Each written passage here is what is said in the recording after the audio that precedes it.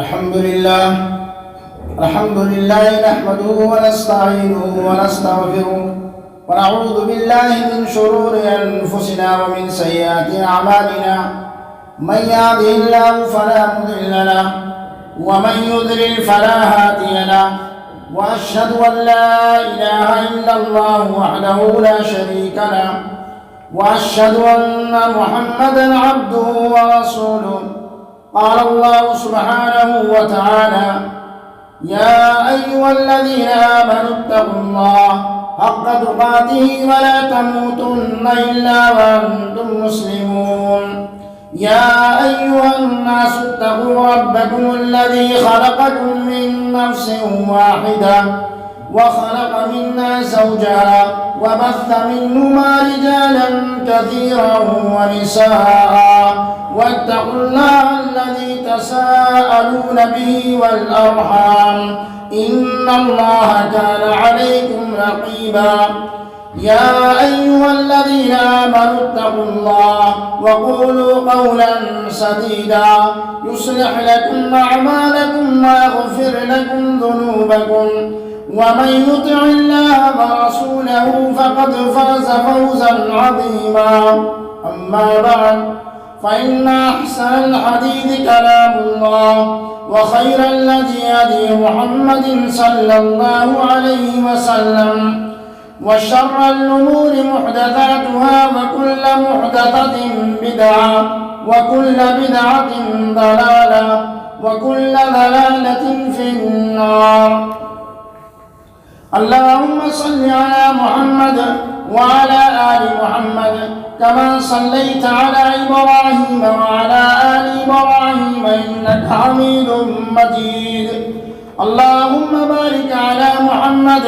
وعلى آل محمد كما باركت على إبراهيم وعلى آل إبراهيم إنك حميد مجيد معزز سامعین کرام، حاضرین جمعہ، آج بتاریخ 10 جمادی الاولی 1442 ہجری مطابق 25 دسمبر سن 2020 عیسوی کے اس خطبہ جمعہ میں میرا عنوان ہے دل کا اطمینان، دل کا سکون صرف اللہ کے ذکر سے۔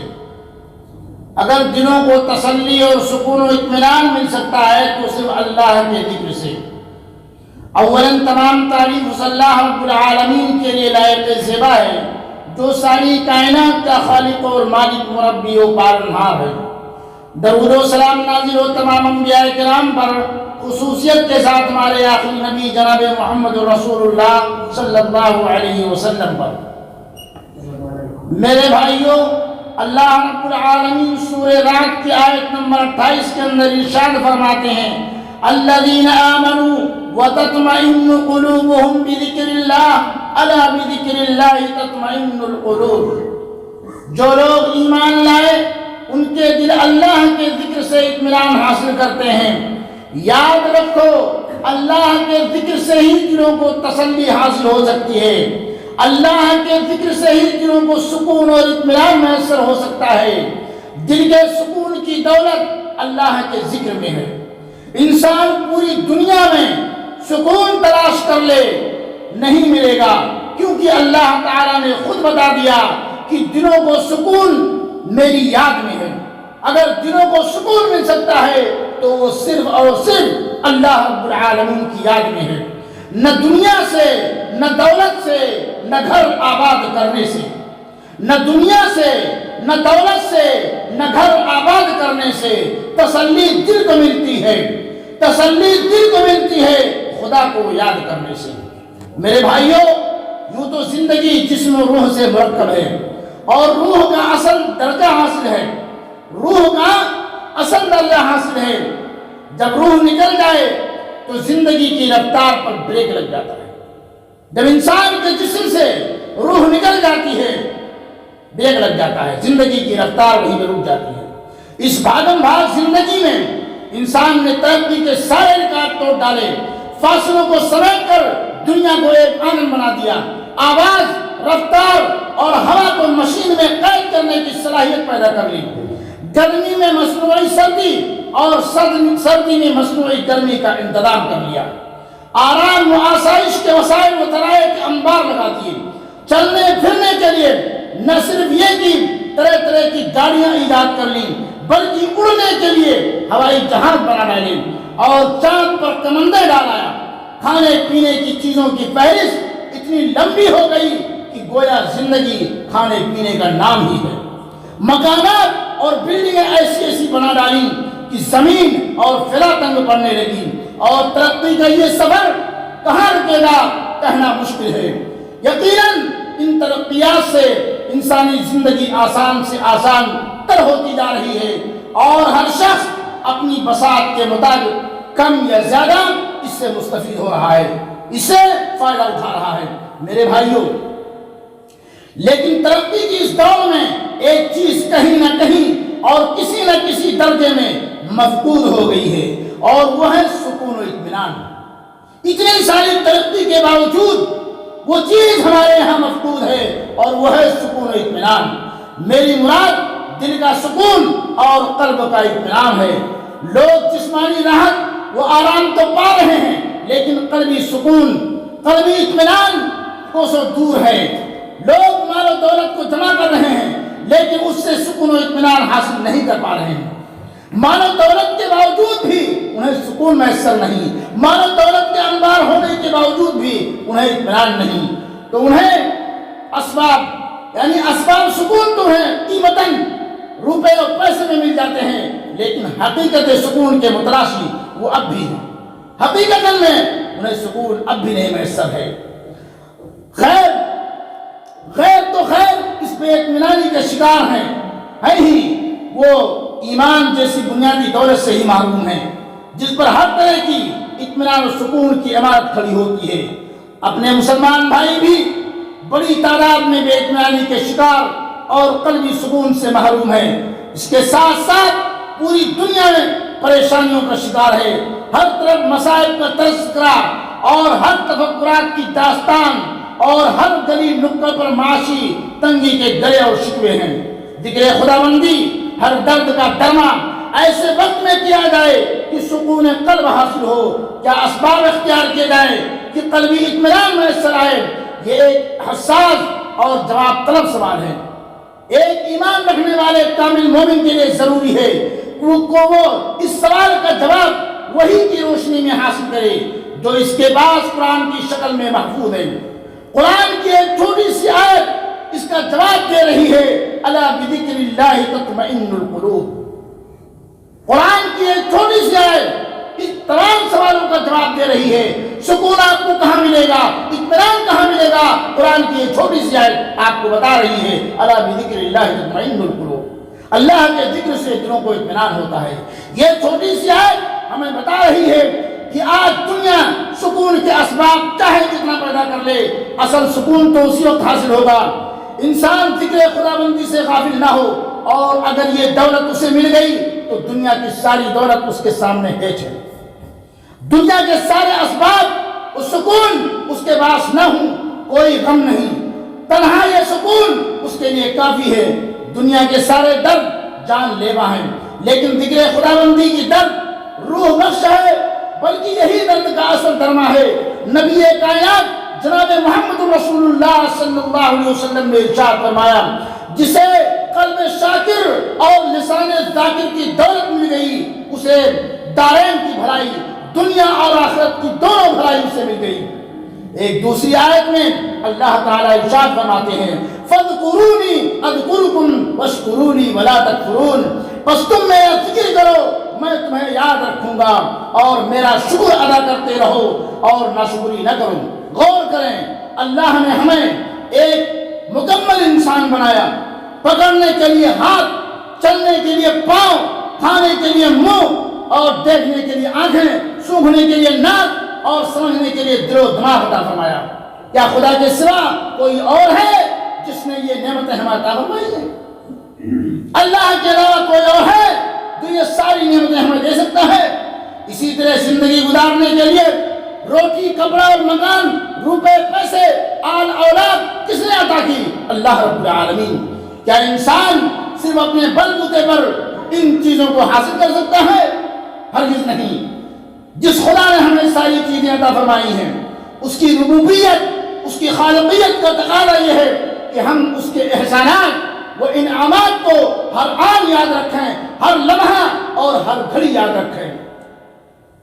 میرے بھائیوں، اس سے محبت کا اظہار کریں، اس سے محبت کا اظہار کریں، اس کی مرضی کے خلاف کوئی کام نہ کریں، اس کی عبادت کریں، مامورات کو بجا رہے، منہیات سے مکمل اجتناب کریں، جن چیزوں کو اللہ اس کے رسول نے کرنے کا حکم دیا ہے اسے اپنی پیشانیوں کا جھومر بنا کر کے اسے ادا کریں، اور جن چیزوں سے ہمارے نبی اللہ رب العالمین نے منع کیا ہے اس سے بات آ جائے میرے بھائیوں، اس سے اجتناب کریں، گناہ ہو جائے تو توبہ استغفار کریں، اللہ کا ذکر ہم کریں گے، اللہ کا ہم ذکر کریں گے، اللہ ہم کو یاد کریں گے تو اللہ ہمیں یاد کریں گے۔ لوگ کہتے ہیں کہ اللہ ہماری سنتا ہی نہیں، نعوذ باللہ، یعنی ہماری دعا قبول نہیں ہوتی تو ہم اللہ کی ہم کب سنتے ہیں؟ تالی دونوں ہاتھ سے بجتی ہے، ہم اللہ کی سنیں گے تو اللہ ہماری بھی سنے گا۔ ہر چیز کے لیے کچھ شرطیں ہوتی ہیں، اللہ کے ذکر میں جو برکت، جو لذت، جو حلاوت اور جو سرور و طمانینت ہے وہ کسی ایسے شخص سے مخفی نہیں، وہ کسی ایسے شخص سے پوشیدہ نہیں جو کچھ دن اس پاک نام کی رٹ لگا چکا ہو اور ایک زمانہ تک اس کی حفظ جاں بنا چکا ہو۔ اللہ کے ذکر کی خاصیت ہی سکون و اطمینان ہے۔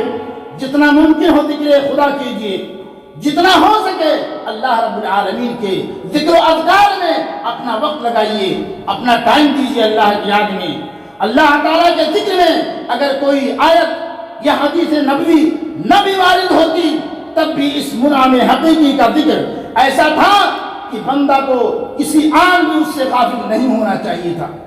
انسان جس حال میں ہو اس سے ذکر خدا مطلوب ہے، اور یہ انسان کے بس میں ہے، اس کی گرفت سے باہر نہیں۔ انسان اگر مصروف نہیں ہے تو زبان سے خدا کا ذکر کرتا رہے، مصروف ہے تو دل خدا کی طرف اور اس کی یاد میں مشغول رکھے، جس قدر ہو سکے اللہ تعالیٰ کا نام لیتے رہنا۔ قرآن و حدیث میں اس کا حکم بھی ہے اور فضیلت و ثواب بھی ہے، اور کچھ مشکل کام بھی نہیں، تو ایسے آسان کام میں بے پرواہی یا سستی کر کے حکم کے خلاف کرنا اور اتنا بڑا ثواب کھو کر اپنا نقصان کرنا کیسی بیدا اور بری بات ہے۔ میرے بھائیوں، ہم کام کرتے ہیں، زبان سے ہر کرتے ہیں، کثرت استغفار کریں، استغفر اللہ واتوب الیہ، آپ کی غلطیوں کی گناہوں کی تلافی معافی بھی ہوگی، اور اللہ تعالیٰ آپ کی روزیوں میں بڑھوتری کرے گا، اللہ تعالیٰ آپ کے عمر میں اضافہ کرے گا۔ چھوٹی سی زبان کو حرکت دیجیے، استغفر اللہ واتوب الیہ، کام کرتے رہیں، چاہے آپ کمپنی میں کام کرتے ہوں، گاڑی چلاتے ہوں، مطبخ میں کھانا بناتے ہوں، کوئی بھی کام کرو، چھوٹے سے زبان کو حرکت دیجیے، استغفر اللہ واتوب الیہ پڑھتے رہیے۔ میرے بھائیوں، کتنا اجر ہے، کتنا ثواب ہے۔ یہ ہے، اس مختصر حیات پر انسان خوب اتراتا ہے، حالانکہ تارے نفس دو ہچکیوں میں ٹوٹ سکتا ہے۔ ایک سیکنڈ کے لیے ہوا بند ہو جائے انسان ختم ہو جائے گا۔ عمر برف کی طرح چپکے چپکے پگھل رہی ہے۔ اگر ذکر خدا سے اس کارآمد نہیں بنایا گیا، اسے کارآمد نہیں بنایا گیا، تو جہاں دنیا میں سکون کا حصول ممکن نہیں، وہیں آخرت کی ابدی زندگی میں بھی سکون وہ آرام مشکل سے ملے گی۔ اگر 24 گھنٹوں میں صرف چند لمحے نکال کر انسان خدا کو یاد کرنے کا معمول بنا لے تو سکون و اطمینان کی دولت اس کے ہاتھ آ سکتی ہے۔ ذکر ایک ایسی روشنی ہے جس کی ایک ہلکی سی کرن بھی بے پناہ تاریکی اور بے اطمینانی کے دبیز پردوں کو چاک کر کے مسرت و شادمانی کے پھول کھلا سکتی ہے۔ اللہ کو یاد کرنے کا بہترین ذریعہ 5 وقتہ نماز، اللہ کو یاد کرنے کا بہترین ذریعہ 5 وقتہ نماز ہے، جسے ڈھونڈ کر دین کا ستون، مومن کی معراج، نبی صلی اللہ علیہ وسلم کی آنکھوں کی ٹھنڈک قرار دیا گیا ہے، جسے اسلام کفر کے درمیان حد فاصل بتایا گیا، جس کی ادائیگی پر بے پناہ اجر و ثواب کا وعدہ کیا گیا، اور جس کے چھوڑنے پر سخت قسم کی وعید سنائی گئی۔ لیکن افسوس کہ آج ہمارے معاشرے میں نماز جیسی اہم عبادت سے ایک بڑا طبقہ محروم ہے، حالانکہ نماز ذکر خداوندی کا ایک مؤثر اور بنیادی ذریعہ ہے۔ اللہ تعالی ہم تمام مسلمانوں کو اس کی توفیق عطا فرمائے۔ بارک اللہ لنا ولکم فی القرآن العظیم ونفعنی وإیاکم بما فیہ من الآیات والذکر الحکیم انہ تعالی جواد کریم ملک بر رؤوف رحیم۔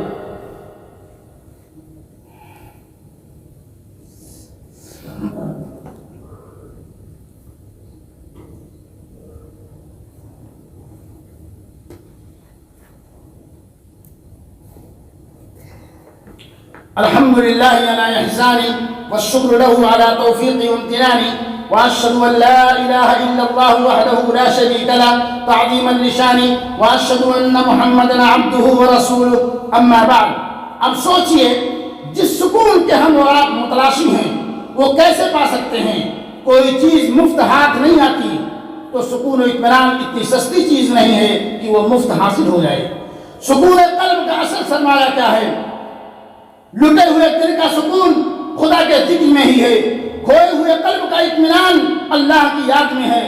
اسے صرف نظر کر کے سکون کی تلاش میں جہاں کہیں جائیں گے وہاں صرف اور صرف ظاہری سکون جیسی لذتیں ملیں گی، اور یہ ایک شرعی حقیقت ہے، کسی فلسفی یا صوفی کا ارشاد نہیں بلکہ رب کائنات کا ارشاد ہے، جس کی صداقت و سچائی میں شبہ کفر کا دوسرا نام ہے۔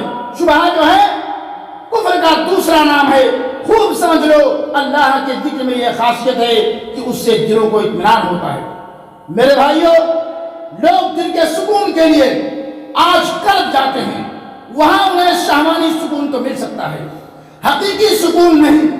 لوگ بالخصوص نوجوان طبقہ سکون کی تلاش میں انٹرنیٹ پر وقت ضائع کرتا ہے، انہیں وہاں بے حیائی، عریانیت اور اخلاق سود جیسے مناظر اور سکون و اطمینان کے ذرائع برائے نام ملتے ہیں۔ لوگ سکون کے لیے آج شراب و شباب کی مستیاں لوٹتے ہیں۔ کیا سکون اس کو کہتے ہیں؟ لوگ سکون کے لیے سیر و تفریح کے لیے جاتے ہیں، لیکن اس کے بعد بھی پھر وہ بے اطمینانی۔ لوگ سکون کے لیے فلمیں دیکھتے ہیں اور گانے سنتے ہیں، کیا اس سے سکون ملے گا؟ دنیا میں سکون کے جتنے ذرائع ہیں، دنیا میں سکون کے جتنے بھی طریقے ہو سکتے ہیں، سبھی کو ایک کر کے لوگ استعمال کر رہے ہیں، ایک ایک کر کے لوگ استعمال کر رہے ہیں، لیکن سکون ندارت ہے۔ سکون اس کے باوجود بھی ندارت ہے، اور سکون کا جو اصل سرمایہ ہے اور حقیقی وسیلہ ہے اسے اختیار کرنے کے لیے آمادہ نہیں ہے۔ ضرورت اس بات کی ہے کہ ہم اس حقیقت کو سمجھیں، اس حقیقت کو سمجھیں کہ آخر سکون کہاں مل سکتا ہے، اطمینان کہاں سے حاصل ہو سکتی ہے۔ جہاں سکون ملنے کا ہے، جہاں سے اطمینان حاصل ہونا ہے، میرے بھائیوں وہاں آدمی پہنچتا ہی نہیں، وہاں سے لیتا ہی نہیں سکون۔ لیکن جہاں سے سکون نہیں ملنا ہے، کیا آپ فلمیں دیکھ کر کے سکون حاصل کر سکتے ہیں؟ کیا آپ شراب اور شراب کی مستیاں لوٹ کر کے آپ سکون حاصل کر سکتے ہیں؟ کیا ناچ گانے فلمیں دیکھ کر کے آپ سکون حاصل کر سکتے ہیں؟ آپ جتنے بھی طریقے ہیں سکون کے آپ حاصل کرنا چاہو، آپ کو ان تمام چیزوں میں سکون کبھی نہیں ملے گا۔ سکون ندارت ہے میرے بھائیوں، سبھی کو ایک ایک کر کے لوگ استعمال کر رہے ہیں، لیکن سکون بھی نہیں مل رہا ہے۔ سکون کا جو اصل سرمایہ ہے اور حقیقی وسیلہ ہے اسے اختیار کرنے کے لیے آج مسلمان تیار نہیں، اسی لیے پریشان ہے، سکون نہیں ہے۔ ضرورت بھی اس بات کی ہے ہم اس حقیقت کو سمجھیں اور دوسروں کو سمجھائیں، ورنہ ہماری مثال اس مچھلی جیسی ہوگی جسے پانی کے باہر پھینک دیا گیا، اس مچھلی جیسی ہوگی جسے پانی کے باہر پھینک دیا گیا ہو، اور اسے کہا جائے آرام و سکون سے رہو۔ ذکر ایک آسان عبادت، چونکہ ذکر کی کثرت مطلوب ہے، اس لیے شریعت نے اس کے لیے وضو، وقت، استقبال قبلہ، جگہ اور خاص حیت وغیرہ کی قید نہیں لگائی، تاکہ ہر باتوفیق مومن اپنے دامن کو ذکر کے ہیرے موتیوں سے بھر سکے، کوئی محروم نہ رہے، اور اللہ کی ذکر، اللہ کو ذکر اتنا پسند ہے کہ اس نے شب و روز کی گردش کا ایسا نظام، پوری دنیا میں کوئی لمحہ ایسا نہیں خالی ہے جہاں اللہ رب العالمین کے ذکر سے خالی ہو۔ ہر آن، ہر لمحہ اللہ رب العالمین کو یاد کیا جاتا ہے۔ دیکھیے جانور ذبح کرتے وقت بھی اللہ کا نام، خدا کا ذکر، اذان و نماز میں اللہ کا ذکر، حج میں اللہ کا ذکر، بلکہ ہر وہ کام جس سے پہلے اللہ کا ذکر نہ ہو اسے نامکمل بتایا گیا ہے۔ اسی لیے اللہ نے فرمایا وَلَذِكْرُ اللَّهِ أَكْبَرُ، یقیناً اللہ کا ذکر بہت بڑی چیز ہے۔ فرمایا اس کی اہمیت کا اندازہ اس سے لگائیے کہ ذکر سے متعلق اللہ تعالیٰ نے بہت ساری آیتیں نازل فرمائی ہیں۔ اس عالم فانی میں اگر کوئی انسان کسی پر احسان کرتا ہے تو وہ انسان اپنے محسن کو یاد رکھتا ہے، اور یاد رکھنا ایک اخلاقی فریضہ بھی ہے۔